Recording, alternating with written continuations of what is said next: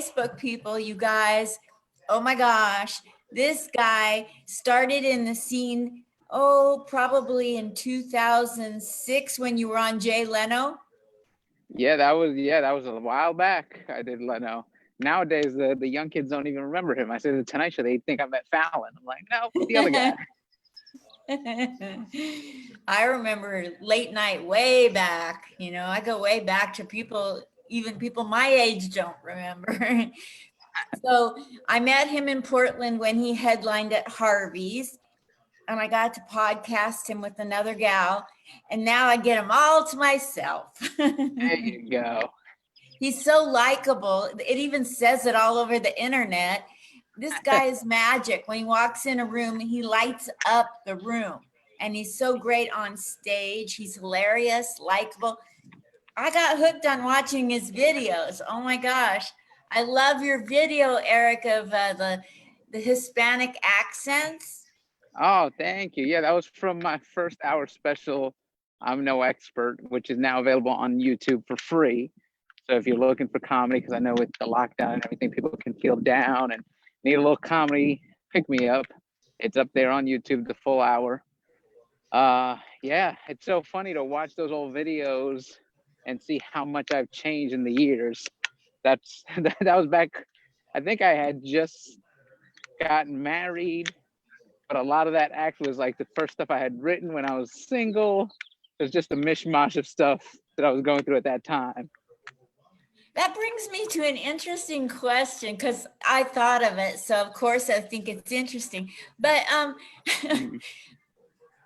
is it difficult to go from being single and having a fan base to being married and not losing the girls at the clubs? No, I don't think it is. I think, your fans, your fans follow you because they believe in you. They believe in your story. They believe in the way you tell the story. So, I don't think being single or being married has anything to do with it. I think people like to see that progression, see like the person that they follow grow. Think about any like childhood actor you follow. As he grows, you want to grow with them. You want to be a part of everything they're going through. So I don't think, if my fans left because I got married, then they weren't fans to begin with. There But, you go. I've got people that have been following me since day one, and they get excited to see, oh, you're married. Congratulations. That's amazing. Then I started having kids, and it's like, oh, that's awesome. And seeing me interact with my kids, like they love that whole story. They love being a part of it. Every time I'm on the internet, thanks for answering that, by the way. Every time I'm on the internet, another video pops up. YouTube pokes me every few minutes and says, here's another video from Erik Rivera. What are you doing cranking out videos like on the hour? I can set my clock by your videos coming. How do you do it, Erik? Well, I just think right now is the perfect time if you have the content to start releasing it, because people are home. It's our job as comics, since we can't get up on stage, to build our audience. And YouTube, Facebook, and Instagram and Twitter, they all help you, build that fan base, so that when we can get back on stage, you now have a nice sized fan base and clubs pay attention to you. Absolutely.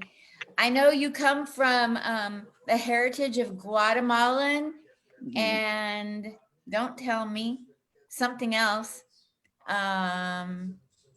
There is something else. No, I forgot. Puerto Rican. No. Puerto Rican.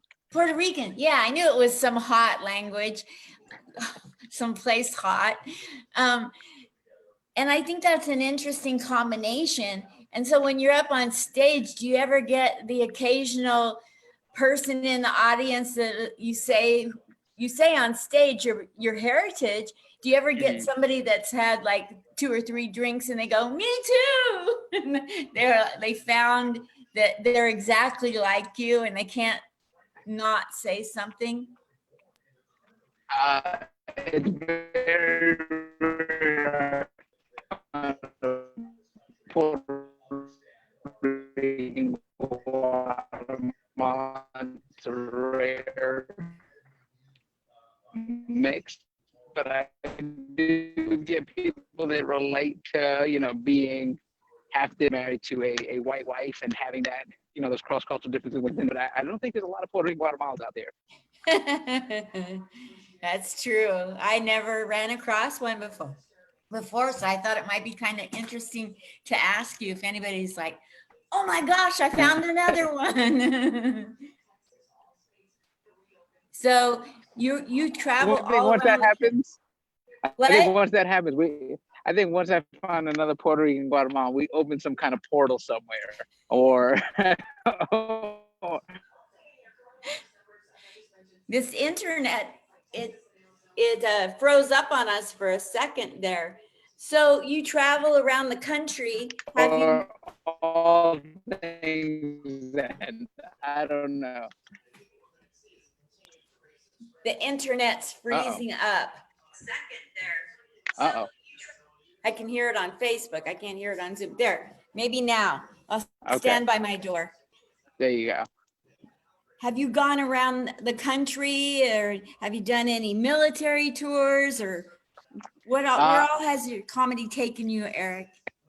I have not done any military tours, but I have done comedy. I think I counted it because I was teaching my kids about the states.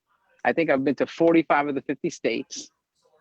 I have done comedy overseas this past summer.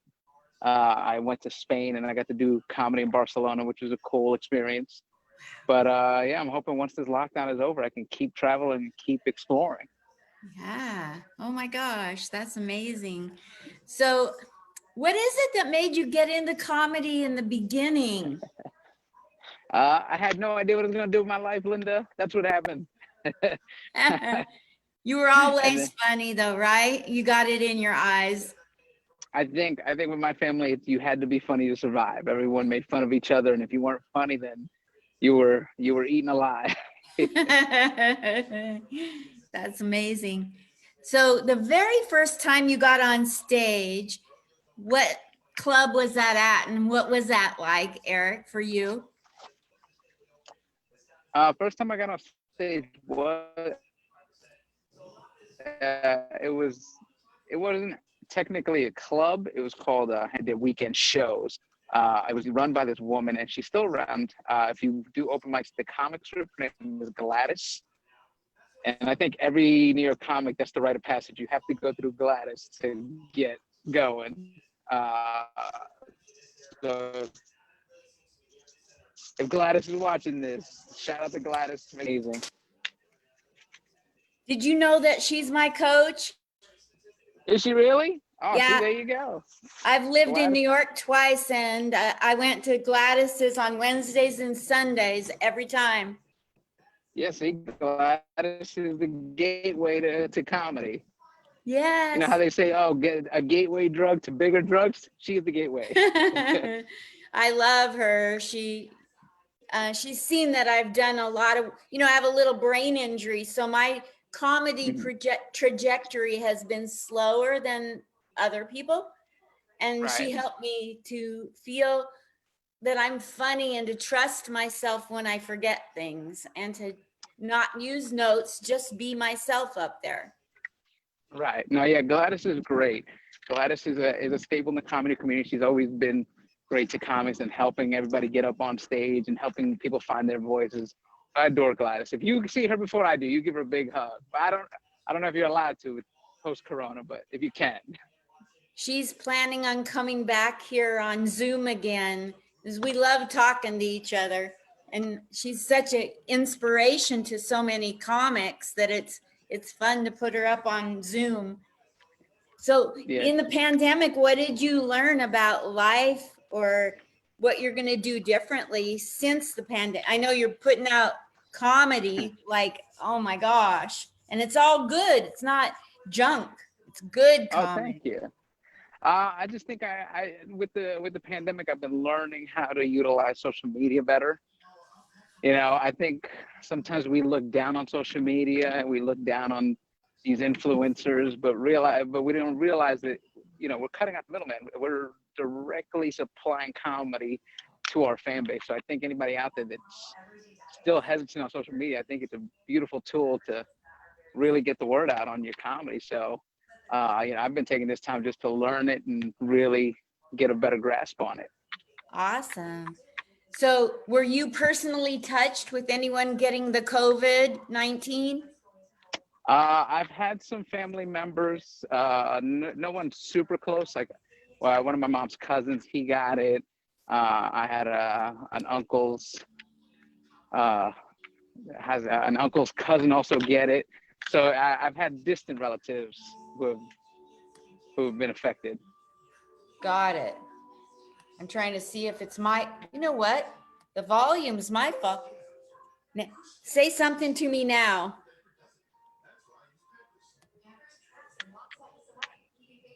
Are you there, Eric? Eric?